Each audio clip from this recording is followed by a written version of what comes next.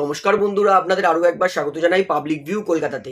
বন্ধুরা বলে রাখছি, ভিডিওটা কিন্তু খুবই গুরুত্বপূর্ণ আর সামান্য একটু লম্বা হবে, কারণ আইএসএল তারা যে নতুন মডেলটা কেমন হবে 3 দিন আগেও একটা ভিডিওতে আপনাদেরকে জানিয়েছিলাম, তো সেটার কিন্তু পুরো ডিটেলসে জানাবো। মোহনবাগান তারা কিন্তু বিশাল বড় কিছু প্ল্যান করেছে। ডিমি সত্যিই কি নর্থ ইস্টে যাবে? আইএসএল সামনের সিজন কটা দলে হবে? মোহনবাগান ম্যানেজমেন্টের ইগো কি কাজ করছে? আরও কিন্তু ইন্ডিয়ান ফুটবল নিয়ে অনেক বিস্তারিত আপডেট দেওয়ার আছে। তাই বলতেই পারি ভিডিওটা গুরুত্বপূর্ণ হবে, শেষ পর্যন্ত দেখবেন। এবং যারা চ্যানেল নতুন আছেন সকলকে একটা অনুরোধ করে রাখবো, যেহেতু এইখানে আপনারা খেলার সমস্ত রকম আপডেট পেয়ে যাবেন, তারা অবশ্যই পাবলিক ভিউ কলকাতা চ্যানেলটিকে সাবস্ক্রাইব করে বেল আইকন প্রেস করে অল করে রাখবেন। তাহলে বন্ধুরা সবার প্রথমে আপনাদেরকে বলি, হোজে মলিনা তাকে কিন্তু অনেক কংগ্রাচুলেশন যে তিনি হুন্ডুরাস দলের অ্যাজ আ হেড কোচের দায়িত্ব পেয়েছেন। হোজে মলিনা তাকে মোহনবাগান বাদ দিয়ে দিয়েছিল, সত্যিই খুবই খারাপ লেগেছিল, কারণ হোজে মলিনা তিনি যেইভাবে মোহনবাগানকে আইএসএল চ্যাম্পিয়ন করেছিলেন, আইএসএল এর হিস্ট্রি ক্রিয়েট করেছিলেন মলিনা। পয়েন্ট, গোটা আইএসএল এর ইতিহাসে এত ডমিনেট করে কোনো দল আজ পর্যন্ত লিগ জিততে পারেনি যতটা মলিনা মোহনবাগানকে আইএসএল চ্যাম্পিয়ন করেছিলেন, আইএসএল লিগ শিল্ড দিয়েছিলেন। একতরফা মলিনার কোচিংয়ে কিন্তু মোহনবাগান জিতেছিল।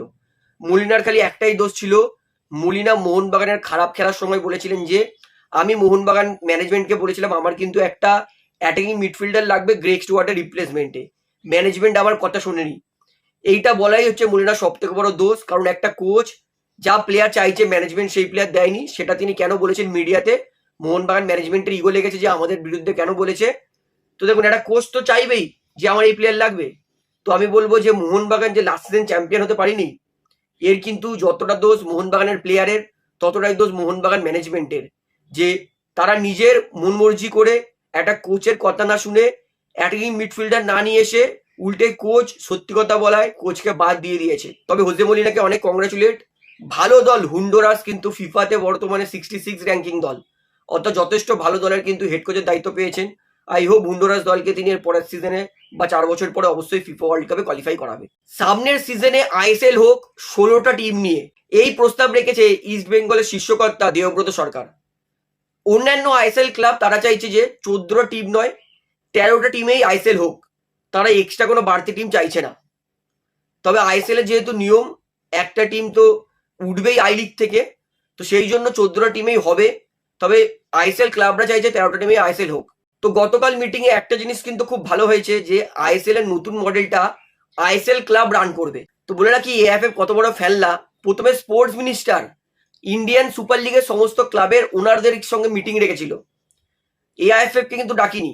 এআইএফএফ যখন জানতে পারে যে ভাই আমাকে ছাড়াই ইন্ডিয়ান ক্লাব মিনিস্টারের সঙ্গে মিটিং করছে, তখন এআইএফএফ নড়ে চড়ে বসে, বলে যে না আমি ওই মিটিংয়ে যাব।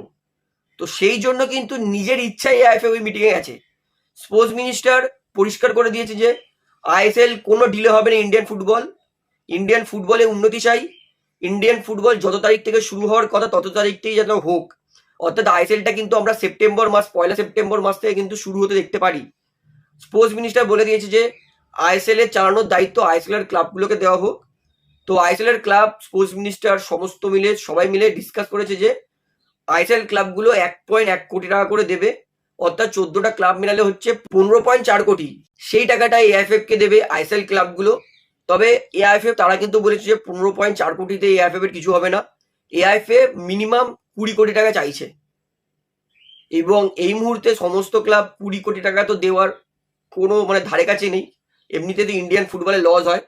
সেই কারণে নীতি সরকার বলেছে 16টা টিম যদি অ্যাড হয় তাহলে অ্যাটলিস্ট 17 কোটি 60 লক্ষ টাকা অন্তত হতে পারে। স্পোর্টস মিনিস্টার বলেছে যে 15.4 কোটি টাকা নিয়ে আপাতত এআইএফএফ এ কিন্তু থাকতে হবে।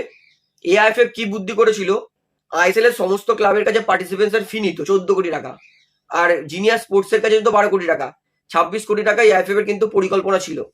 তো এটাই কিন্তু এআইএফএফ এর পরিকল্পনা সামান্য ভেস্তে গেছে। এবং এআইএফএফ সত্যি বলছি কতটা নির্লজ্জ, যে একটা ক্লাব তারা চাইছে যে আইএসএলটা চালাবে কিন্তু তার 20 কোটির বেশি চাই। তো বলে রাখি স্পোর্টস মিনিস্টার তারা কিন্তু বলেছে যে সামনের সপ্তাহের মধ্যে সমস্ত কিছু ঠিকঠাক করতে হবে এই ইন্ডিয়ান ক্লাব আর এআইএফএফ কে। অর্থাৎ আগামী সপ্তাহের মধ্যে আমরা জেনে যাবো যে আইএসএল কবে থেকে শুরু হচ্ছে, তার ডেট কি, কোন কোন ক্লাব খেলবে। অর্থাৎ সমস্ত ক্লাব বলে দিয়েছে যে যদি আইএসএল খেলতে হয় 1 কোটি 10 লক্ষ টাকা করে দিতেই হবে, যে দেবে না সে কিন্তু আইএসএল পার্টিসিপেট করতে পারবে না। That's it. 10টা ক্লাব দিলে 10টা ক্লাবে হবে, 12টা ক্লাব দিলে 12টা ক্লাবে হবে, 14টা ক্লাব যদি দেয় 14টা ক্লাবেই হবে। অর্থাৎ যে 1,10,00,000 টাকা দিতে পারবে না সে কিন্তু আইএসএল খেলতে পারবে না, পার্টিসিপেশন ফি দিতেই হবে। অর্থাৎ এইবারে আইএসএল ক্লাব তারা কিন্তু হবে মেন স্পন্সর, মানে ব্রডকাস্টিং আর টেলিকাস্ট মার্কেটিং সমস্ত জিনিস কিন্তু আইএসএল ক্লাবরা দেখবে। তো আশা করি পুরো ব্যাপারটা আপনাদের কাছে পরিষ্কার হয়ে গেল। মোহনবাগান ম্যানেজমেন্ট থেকে কিছু বিশাল বিশাল বিশাল খবর জানতে পেরেছি। প্রথমত, আপনারা যে নতুন ইউরোপিয়ান কোচ মোহনবাগান ম্যানেজমেন্ট বলছিল সেটা ভুলে যান। নতুন ইউরোপিয়ান কোচ কিন্তু মোহনবাগান নিয়ে আসবে না। মোহনবাগান চেষ্টা করছে যে যাদের আইএসএল এক্সপিরিয়েন্স কোচ সেরকম কোচকে নিয়ে আসতে, অর্থাৎ যারা আইএসএল খেলানোর এক্সপিরিয়েন্স আছে। আইএসএল খেলানোর এক্সপিরিয়েন্সে ভালো ভালো কোচ কে আছে? Juan Pedro Benali, Antonio Lopez Habas, আর আমার one of the favourite Owen Coyle. তো এদের তিনজনের মধ্যেই একটা কোচ মোহনবাগান দলে আসবে, এটা কিন্তু আপাতত যা মনে হচ্ছে। কারণ ইউরোপিয়ান যে কোচ ছিল তার কিন্তু আসার সম্ভাবনা এই মুহূর্তে 10%। আইএসএল এক্সপিরিয়েন্স কোচ আসার সম্ভাবনা 60%, 60। অর্থাৎ এইবার আমাদেরকে সময়ের অপেক্ষা করতে হবে যে মোহনবাগান দলের আপকামিং হেড কোচ কে হতে চলেছে। তো Antony Lopez Havas, Owen Coyle না জুয়ান পেদ্রো বার্নালি, এই তিনজনের মধ্যে আপনি কাকে মোহনবাগান দলের হেড কোচ হিসেবে দেখতে চান সেটা আমাকে অবশ্যই কমেন্টে জানাবেন। এইবারে আপনাদেরকে বলি, ভাই আমার মাথা ঘুরে গেছে মোহনবাগান দলের পরিকল্পনা দেখে। আমি আপনাদেরকে এক সপ্তাহ আগে একটা ভিডিওতে বলেছিলাম যে মোহনবাগান টার্গেট করছে ইন্ডিয়ান বেস্ট রাইট উইঙ্গার। তো আমি ভেবেছিলাম যে ইন্ডিয়ার বেস্ট রাইট উইঙ্গার এই মুহূর্তে লাল্লেঙ্গিলা ছাংটে, কিন্তু না, আমি ভুল ভেবেছিলাম। যখন জানতে পেরেছি আরো বড় কিছু করতে চলেছে, মাথায় ধরে গেছে ইন্ডিয়ান বর্তমান বেস্ট উইঙ্গার হচ্ছে রায়ান উইলিয়ামস। কারণ এই মুহূর্তে রায়ান উইলিয়ামস তিনি কিন্তু ভারতীয়। মোহনবাগান যেহেতু বড়সড় কিছু করতে চলেছে, উইঙ্গার হিসেবে একটা দারুণ উইঙ্গার নিতে চলেছে, ইন্ডিয়ার সব থেকে বেস্ট উইঙ্গার, এর থেকে তো আমার মনে হচ্ছে যে রায়ান উইলিয়ামস কিন্তু মোহনবাগান দলে আসতে পারে। কারণ লাস্ট সিজন মোহনবাগান কিন্তু রায়ান উইলিয়ামসকে নেবে বলে উঠে পড়ে লেগেছিল। সেটা আলাদা কথা, ইস্ট বেঙ্গল দলের ঘর ভাঙবে বলে রবসান রবিনোকে সই করেছিল, উল্টে নিজেরই ঘর ভেঙেছে। তো মোহনবাগান কিন্তু লাস্ট সিজন রায়ান উইলিয়ামসকে নেওয়ার চেষ্টা করেছিল, কিন্তু সব থেকে বড় প্রশ্ন রায়ান উইলিয়ামস তাকে যদি মোহনবাগান নেয় তাহলে মোহনবাগানকে কিন্তু অ্যাটলিস্ট 1.5 কোটি টাকা ট্রান্সফার ফি দিতে হবে। কারণ রায়ান উইলিয়ামস তার কিন্তু বেঙ্গালুরুর সঙ্গে চুক্তি 2027 পর্যন্ত আছে, মে 31, 2027।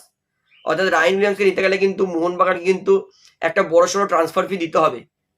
তো মোহনবাগান যেহেতু একটা ভালো বড় রাইট উইঙ্গারকে নেওয়ার চেষ্টা করছে, কারণ মানবীর সিং লাস্ট সিজন অত ভালো খেলতে পারিনি, তাই যদি এটা রায়ান উইলিয়ামস হয় তাহলে তো আমি দারুণ খুশি হব।